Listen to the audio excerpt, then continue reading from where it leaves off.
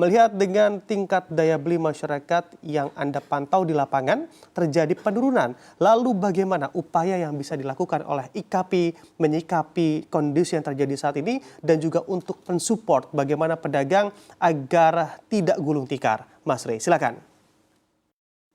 Iya, di pasar itu kan terbagi dua klasifikasi, Mas Bram. Yang pertama ada pasar yang pangan, yaitu menjual sayur, ikan, dan lain sebagainya. Kemudian pasar yang non-pangan. Yang non-pangan ini menjual tekstil dan lain sebagainya. Dua klasifikasi ini tentu mengalami dampak yang cukup serius dari deflasi yang turun 4% ya. Kalau salah 4 bulan, selama berturut-turut 4 bulan ini mengalami hal yang luar biasa gitu. Tentu kita menyesalkan pernyataan Menteri Keuangan justru karena ini adalah upaya pemerintah dalam menurunkan harga kebutuhan bahan pokok. Tapi faktanya di lapangan ternyata harga-harga justru masih relatif tinggi harganya. Nah, kami berupaya untuk melakukan siasat di pasar ya, karena memang volume dagang, volume penjualan tetap normal seperti biasa.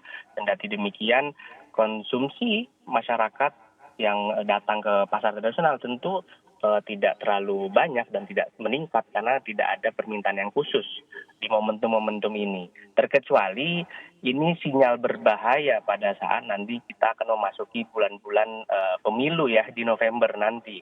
Kemudian di Desember ada Nataru, Natal dan Tahun Baru.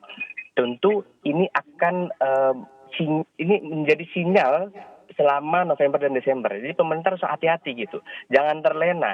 Jangan sampai nanti di November dan Desember justru harga-harga kebutuhan bahan pokok akan bergejolak naik. Nah, ini harus diantisipasi. Maka di sini ada Kementerian Perdagangan, Kementerian Pertanian. Dari hulu ke hilir tentu harus ada sinergitas, harus ada komunikasi.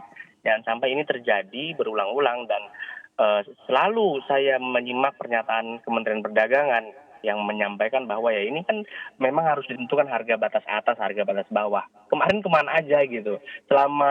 Sejak dilantik sampai sekarang itu apa kerjanya?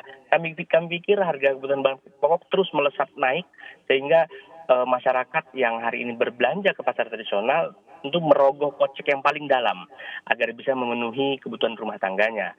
Mengingat hari ini indeks harga konsumen kita juga ambles semua, purchasing managers index juga demikian, maka gempuran-gempuran dari barang-barang luar negeri ini juga perlu menjadi perhatian khusus dari pemerintah. Di Tanah Abang hampir banyak pedagang-pedagang yang khawatir dan takut untuk mendagangkan barang dagangannya, karena memang yang dikhawatirkan barang dagangan tersebut ada barang-barang yang memang barang impor ilegal. Maka ini juga pedagang kita juga merasa khawatir gitu, dagang di rumah sendiri, di tanah sendiri, di kios sendiri, tapi ada kekhawatiran. Ya justru ini memberikan dampak yang lumayan terasa kepada kami, apalagi secara umum memang ekonomi nasional kita masih stagnan ya di 5%, dan kalau itu bisa dipertahankan sampai akhir tahun itu hal yang luar biasa. Tapi kalau kita lihat PMI dan IHK ini, dua instrumen ini turun, tentu ini akan memberikan dampak secara umum terhadap ekonomi nasional kita. Demikian, Mas Bram. Oke, baik. Mas Rey, tentunya kami juga akan menanyakan kepada Anda begitu ya, sebetulnya langkah dan juga cara antisipasi apa yang bisa dilakukan para pedagang untuk menyikapi kondisi dari lemahnya daya beli dan juga angka deflasi kita yang merosot. Silakan. Ya, yang pertama kami harus sampaikan bahwa dari hulu ke hilir ini harus ada komunikasi dan koordinasi. Dan dari level petani, peternak, nelayan ini kita dorong agar ada langsung pendistribusian sampai ke pasar tradisional. Ini tidak perlu lagi yang namanya tengkulak, pengepul dalam tanda kutip.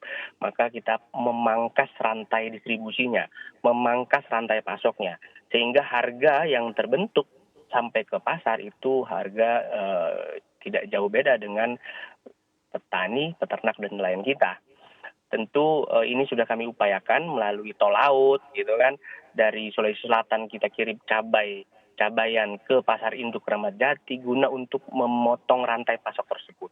Jadi poinnya adalah ketika kami mengupayakan agar barang atau supply yang dilakukan dari hulu ini sampai langsung ke pasar, ini tentu akan satu menguntungkan kedua belah pihak, menguntungkan dari sisi produsennya, kemudian menguntungkan juga pedagangnya, karena harga yang terbentuk tidak lebar seperti yang sekarang ini. Bawang putih impor 100% tapi harganya di atas 40.000, seharusnya kan di bawah itu. Kemudian kebutuhan pokok lain juga mengalami hal yang sama, karena cukup panjangnya rantai pasok kita, sehingga harga-harga hari ini sudah berterbangan gitu. Maka upaya-upaya yang kami lakukan seperti di Sulawesi Selatan, di Brebes, bawang merah yang kami dorong ke pasar-pasar induk di ini kan pintu di Jabodetabek itu ada pasar induk Ramat Jati, pasar induk di Bekasi, dan di Tangerang. 3 pintu pasar inilah yang menjadi lokomotif agar komoditas pangan yang hari ini terpantau naik kita coba dorong langsung dari produsen ke pasar-pasar induk tersebut, supaya untuk menekan harga. Jangan sampai harga ini terus akan naik menjelang Natal dan Tahun Baru, apalagi nanti menjelang musim pemilu, Mas Bram.